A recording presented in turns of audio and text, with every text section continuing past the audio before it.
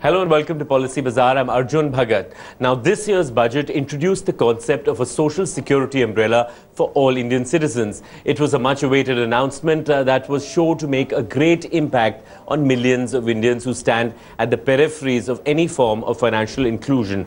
Now, soon, three schemes were announced. The first was Pradhan Mantri Jeevan Jyoti Yojana, Pradhan Mantri Suraksha Bima Yojana and Atal Pension Yojana. Now, all three of them are aimed at financial inclusion of every single Indian citizen. Today, let's try and understand the nuances of the Pradhan Mantri Jeevan Jyoti Bima Yojana and the Pradhan Mantri Suraksha Bima Yojana and see if it really makes sense for the middle class to buy this insurance. Now, joining us in the studio is Yashish Dhaya, CEO and founder of Policy Bazaar. Yashish, what is the distinction between both these yojanas? One is Pradhan Mantri Jeevan Jyoti Bima Yojana and the other is Pradhan Mantri Suraksha Bima Yojana.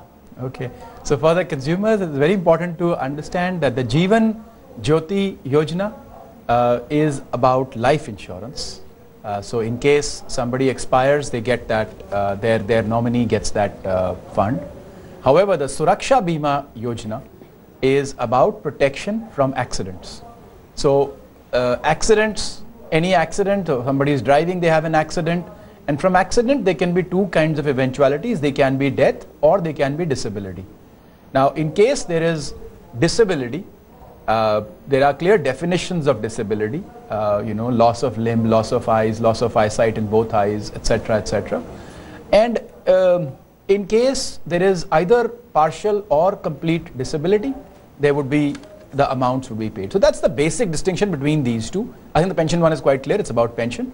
But Jeevan Jyoti, life insurance, Suraksha, it's only accident cover. So if death happens because of any other reason, that is not covered by the Suraksha Bima Yojana. It only covers accidents, which people should be covered for. But is it for the middle class? Because, of course, the premiums are pretty low.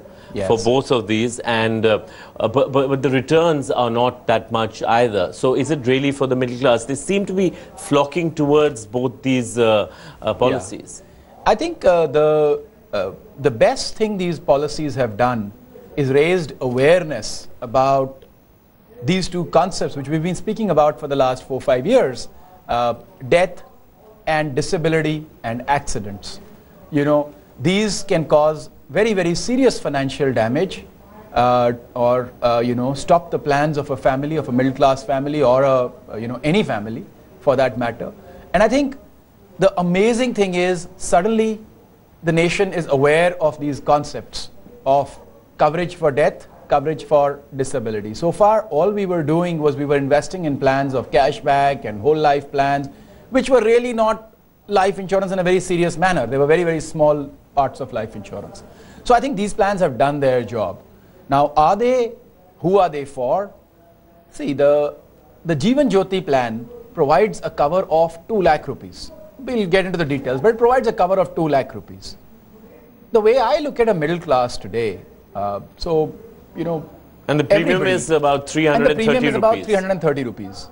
The way I look at the middle class today, the middle class is probably somebody who's earning at least a few lakh rupees a year, maybe 30,000 rupees a month, so about 4 lakh rupees a year.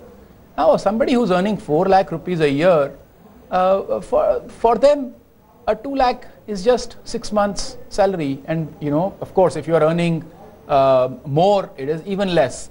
So, no, absolutely not. It does not provide any form of significant cover to the middle class. From what I know, even at the lower end, so, for example, if I look at the person who comes to clean clothes and, irons and all, when I speak to him, he also makes about 15,000-20,000 rupees a month. So the 2 lakh will not even cover 1 lakh of his earnings. So it will be very meager to support any family, but it is a start. On the same note, the death and disability part, your disability cover needs to be even higher than the death cover. Because if a disability happens, clearly the economic loss happens because the person may lose their job, etc. But at the same time, so 2 lakhs is a very, very meager amount, but it's a start. And I think it gets the mind going. So I think it's a good start, but people have to get covers over and above. Now, these covers also, if you look at the life cover that is there, it's not cheap or expensive. So when we're talking about Jeevan Jyoti Bima Yojana, how would it compare to a term plan? Yeah. It is a term plan, isn't it? It is a term plan. So see, I'll give you two note points. 20 lakh rupee online term cover for somebody who's 30 years old will cost about 3,500 rupees.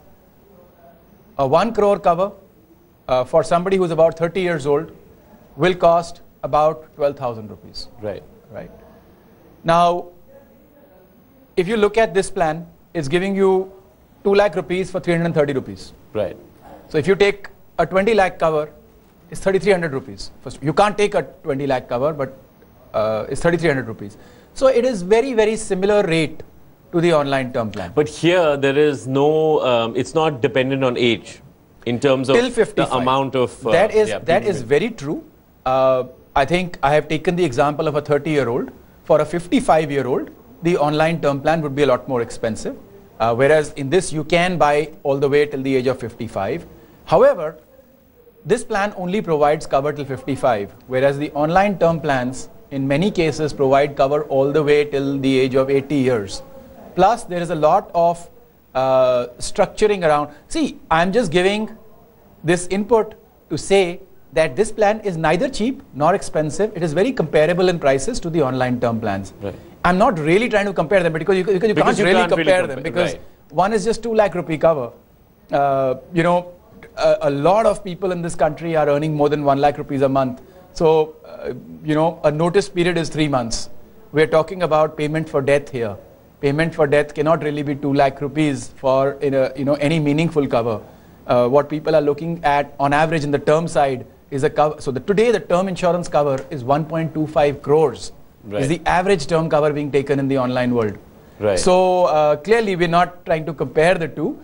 But yes, my only point is one doesn't need to flock towards it from a pricing point of view. It is not cheap.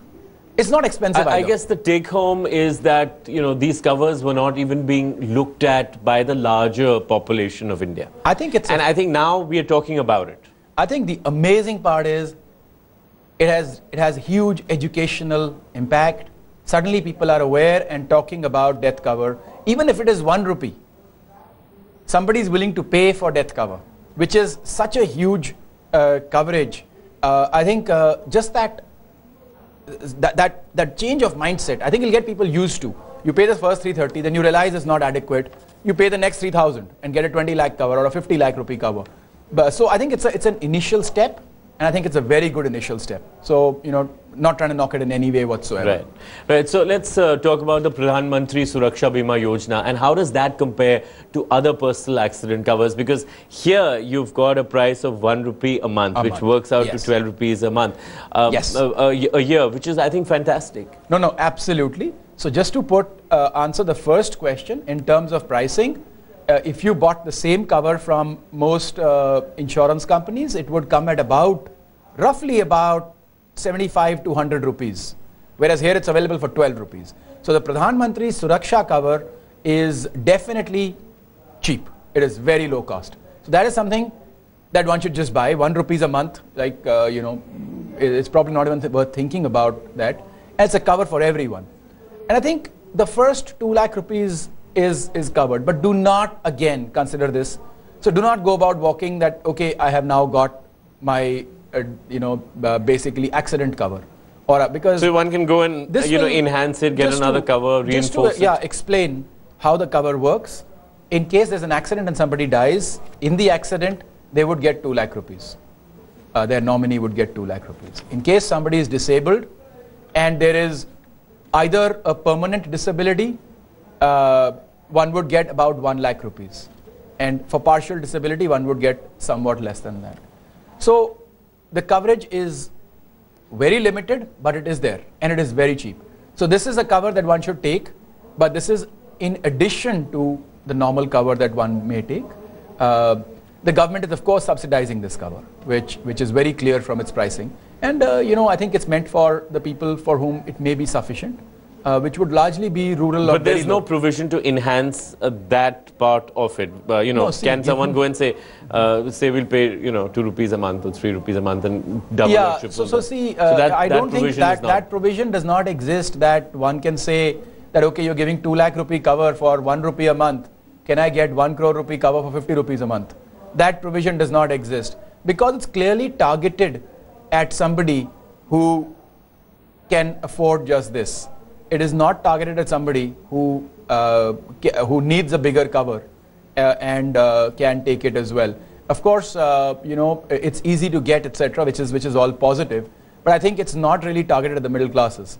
It is really targeted at you know, the below. So let's talk about the middle class. Okay. Yeah. Now both these schemes are for the middle class. What, in your opinion, would be an adequate cover? So okay, so a family goes ahead, or the father or the mother goes ahead and takes these covers for themselves. So they've got that 2 lakh rupee kind of a cover. What else can they do in terms of the term plan as well as the personal accident plan? See, depending on the person's income. So let's take a very simple example. Somebody is earning 50,000 rupees a month. So they're earning about 6 lakh rupees a year as a family, which is I would say the lower end of the today's middle class. So if one is earning 6 lakh rupees a month, a year, sorry, 6 lakh rupees a year, the coverage they require has to be adequate so that the interest from that is able to pay what you get after tax from that 6 lakhs. So after tax would be about 5 lakhs out of that. So if there is 5 lakh rupees, now to create that income, including inflation, which is going to be there, you need about 1 crore rupees to create the 5 lakh rupees annually. Because otherwise the money will run out, right? So basic concept of life cover is that you get a sum amount which you can put in a bank, and the interest from that can basically take care of your daily costs, you know, for the family. So you'd basically need roughly about 15 times your gross salary or about 20 times your net salary to take care of this. Because also remember, there's inflation, costs will increase in the future. Just to put in perspective this inflation point, you know, people don't see it as very serious because people think of it as 10%, etc. In 1999, my salary was less than 2 lakh rupees. Today, on an annual basis, today, and that is just 15 years ago. Now in 15 years, today it's very difficult for me to survive on that.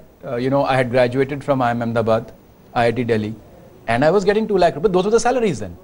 So of course the salaries have gone multi-fold, and that means inflation is multi-fold. I still used to be able to afford to live in Bombay. We had a flat. Today one can't do that at that kind of salary. So inflation is very, very powerful, and in order to keep up with that, I think about 20 times of your net income or 15 times of your gross income is the cover that one should take. So for a family earning 50,000 rupees a month, they require a cover of about 1 crore rupees, and that should be sufficient to take care of the company, of the individual's costs. And we're going to take your questions, and to answer them, we've got Yashish Dhaya with us. Mr. Singh, who's 57 years old, has asked for a recommendation of a health insurance and a critical illness plan for him and his wife.